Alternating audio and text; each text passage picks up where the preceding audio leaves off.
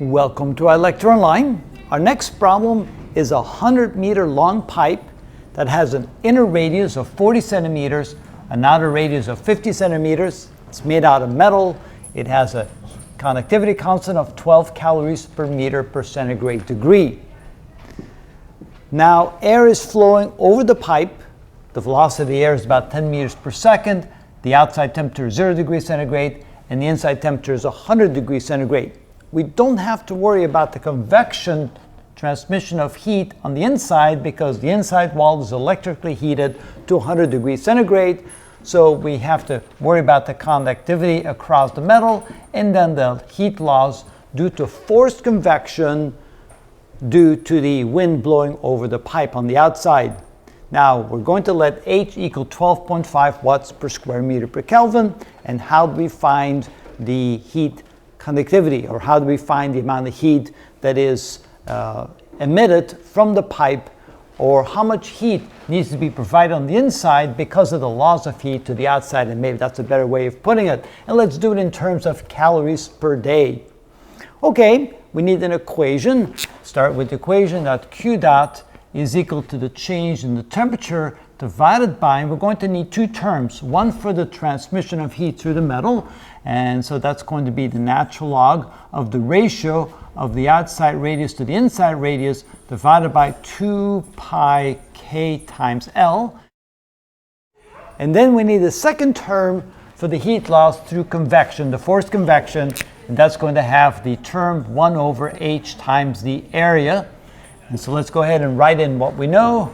Q dot is equal to the difference of the temperature, which is 100 centigrade degrees, divided by the natural log of 50 over 40, divided by 2 pi times K. K will be 12 calories per meter per centigrade degree, and the length would be 100 meters, plus 1 over H. H we said was going to be 12.5, but of course that's in terms of watts. So we have to convert that to calories, so divide by 4.186 watts per calorie, or 4.186 joules per calorie, so that's the conversion.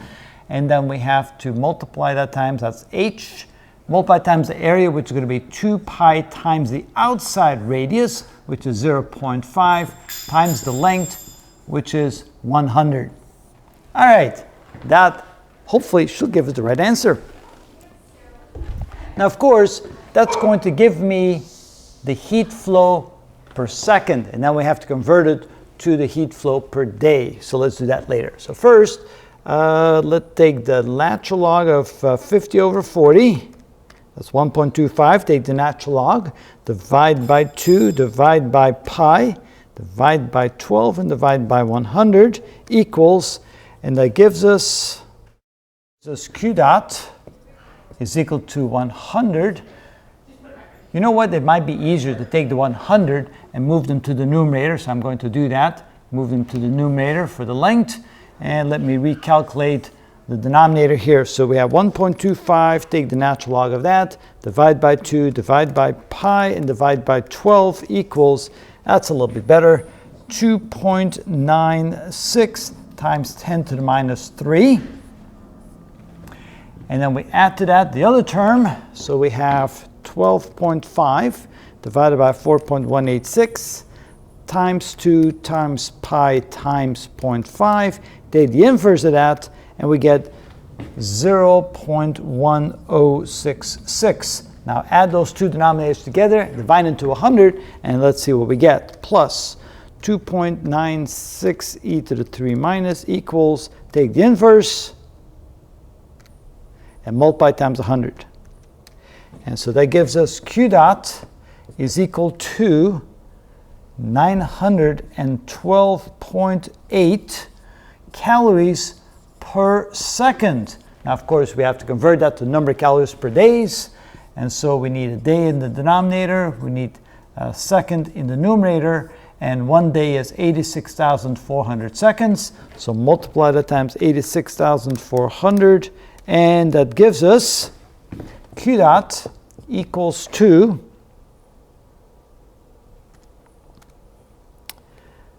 7.9 times 10 to the 7th calories per, and then I forgot one more thing, times 100, because I didn't care the 100, so it's going to be 7 times 10 to the 7.9 times 10 to the 9th calories per day.